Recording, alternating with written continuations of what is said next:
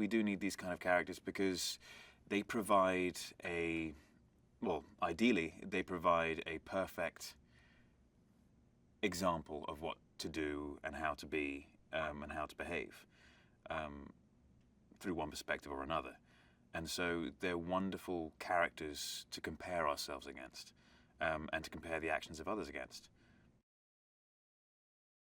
A lot of people want to direct their fear at something, and whether it be at everyday real world stuff, or whether it be at this new God in the sky, or whether it be them praising this savior, or hating him.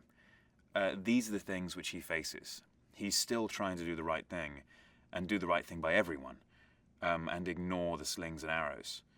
But at the same time, try and find an understanding and get a closer connection to humanity. He has a connection to humanity through Lois and Martha and through Jonathan as well when he grew up. But otherwise he needs to study humans and their reaction to him so he knows how to be and how to best serve the human race. The relationship between Martha and Clark is the one constant. It's the one thing which hasn't changed.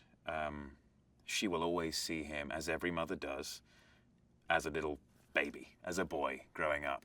He may be a lot bigger and stronger, but he's still her little baby. And I think he will always see her as the mother figure, as the one to go to, the one to ask, why doesn't it make sense? And or just say, it hurts. Fix it for me. When it comes down to Batman, Clark, Superman, doesn't agree with the way he carries out justice. He understands that Batman is trying to do this justice thing, but Clark's view is entirely different. His view is go about it in an ethical manner, where Batman is at any cost inflict justice. And so that's essentially where they come to blows, because they're trying to achieve the same thing, but through entirely different methods.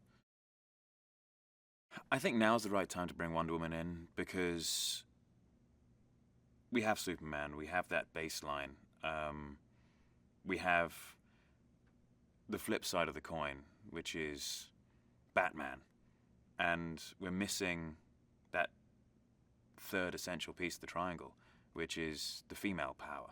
And how that is approached, how justice is approached from that direction. The setting of the world is a world in which Superman exists for the first time. And so it's a world in turmoil, in flux. And it's the human response. So you see the human response in Batman, who fears him. You see the human response in Lex Luthor, who hates him because he hates a part of himself.